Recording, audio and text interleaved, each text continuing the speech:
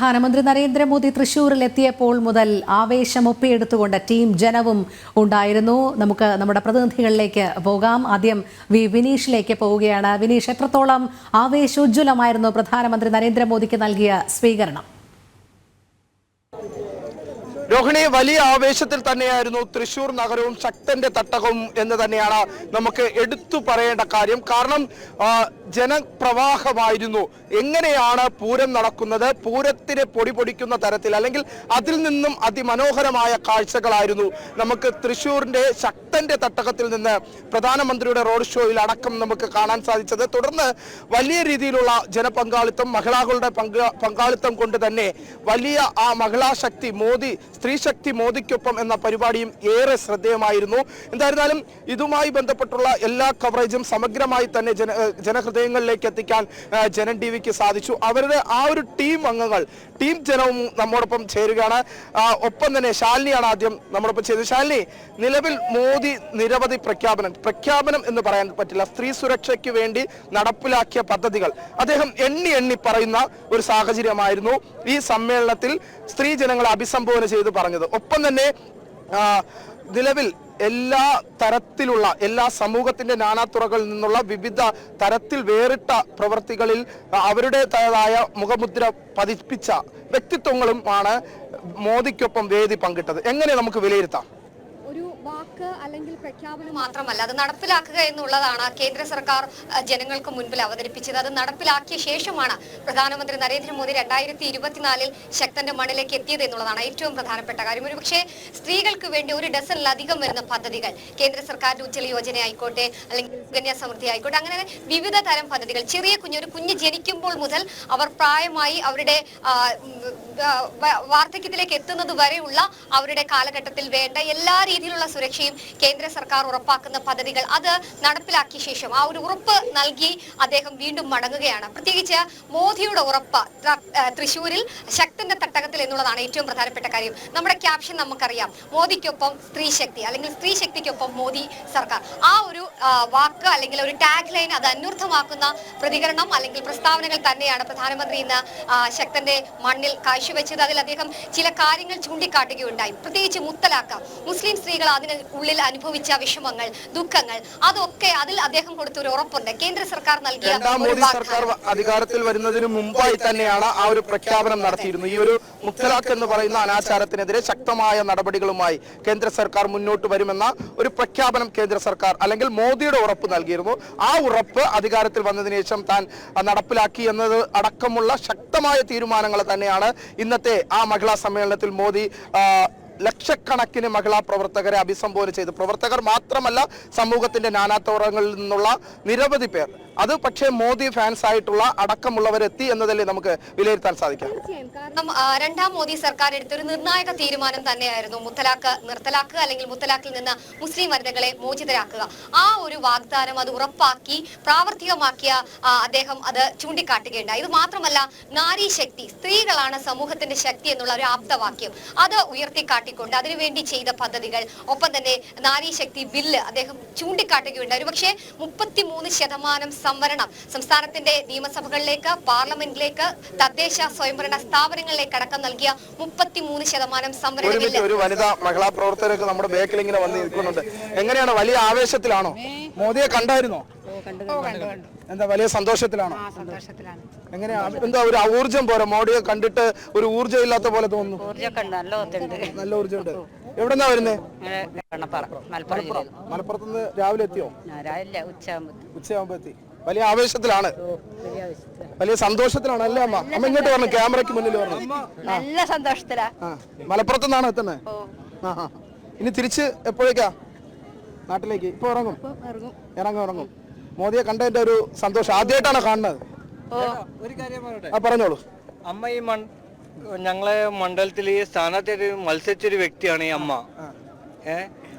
മണ്ഡല കമ്മിറ്റിയിലും ഉണ്ടല്ലേ? അപ്പൊ അങ്ങനെ നിരവധി പ്രവർത്തകരൊക്കെ ഇവിടെ എത്തിയിട്ടുണ്ട്. എങ്ങനെയുണ്ട് ചേട്ടാ ഒരു നിങ്ങളുടെ ഒരു വിലയിരുത്തൽ? ഒരു റോഡ് ഷോ ഈ മോദി തന്നെ ഭരിക്കണം, അതിലൊരു മാറ്റമില്ല. എന്ത് ചെയ്താലും മോദി തന്നെ ഭരിച്ചാലേ ഈ കാലഘട്ടം മുന്നോട്ട് പോകുള്ളൂ. അതിലൊരു മാറ്റമില്ല, അത്രേ പറയുള്ളൂ.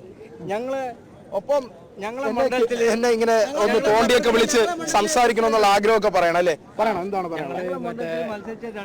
വാഴക്കാട് മലപ്പുറം ജില്ലയിലെ വാഴക്കാട് പഞ്ചായത്തിലെ ഇന്ന് മോദിയെ കണ്ടിട്ട് എന്താ തോന്നിയത്? അത്രയും പറഞ്ഞാൽ മതി.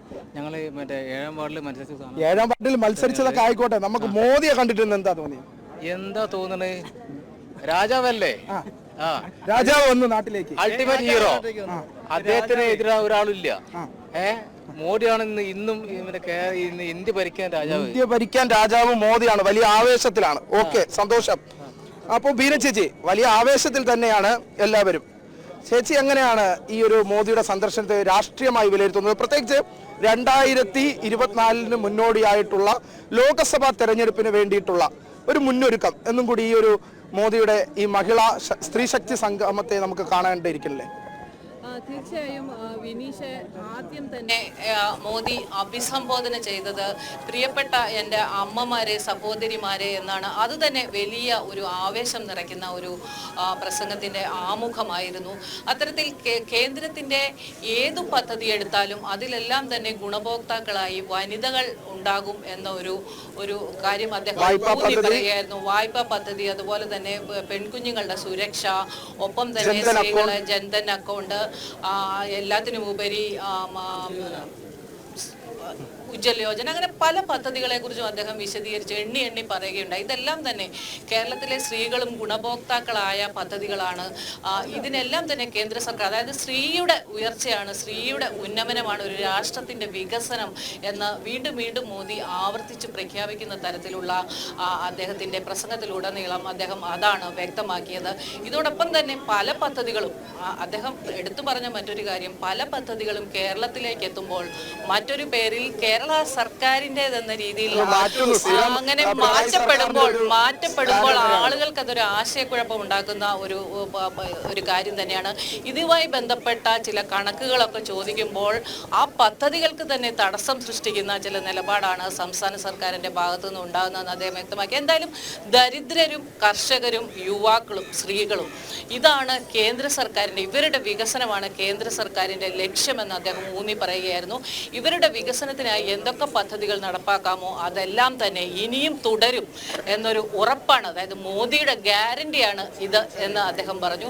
അതായത് മോദി സർക്കാർ ഇക്കാര്യങ്ങളെല്ലാം നടപ്പാക്കാൻ പ്രതിജ്ഞാബദ്ധമാണ്. വെറും പ്രകടന പത്രികയിൽ പറഞ്ഞു പോവുകയല്ല, മറിച്ച് സ്ത്രീ ശാക്തീകരണം എന്നത് കേന്ദ്ര സർക്കാരിന്റെ ഒരു ബാധ്യതയാണ്. അത് വീണ്ടും തുടർന്നും നടപ്പാക്കും എന്ന് തന്നെയാണ് അദ്ദേഹം വീണ്ടും ആവർത്തിച്ച് പറഞ്ഞത്. കാരണം ദരിദ്രന്റെയും സ്ത്രീകളുടെയും ഒപ്പം തന്നെ ഈ സമൂഹത്തിന്റെ ഏറ്റവും താഴെത്തട്ടിൽ നിൽക്കുന്ന ഓരോരുത്തരുടെയും അവരുടെ വികസനമാണ് രാജ്യത്തിന്റെ വികസനം. അത്തരം വികസനമാകണം കേന്ദ്ര സർക്കാരിന്റെ പദ്ധതികൾ. അതിന്റെ അടിസ്ഥാനത്തിൽ തന്നെയാണ് സ്ത്രീ സമൂഹത്തിൽ ശക്തരായാൽ മാത്രമേ സമൂഹത്തിന്റെ വികസനം ഉണ്ടാകൂ എന്ന കാഴ്ചപ്പാടായിരുന്നു മോദിയുടെ പ്രസംഗത്തിലുടനീളം നമുക്ക് കാണാൻ സാധിച്ചത്. അത്തരത്തിലുള്ള കാഴ്ചപ്പാടുള്ള വ്യക്തിത്വങ്ങളായിരുന്നു പ്രധാനമന്ത്രിയുടെ വേദിയിൽ ഉടനീളം നമുക്ക് അദ്ദേഹവുമായി വേദി പങ്കിട്ട ഓരോരുത്തരുടെയും ജീവിതങ്ങൾ പരിശോധിക്കുമ്പോൾ മനസ്സിലാക്കാൻ സാധിക്കുന്നത്.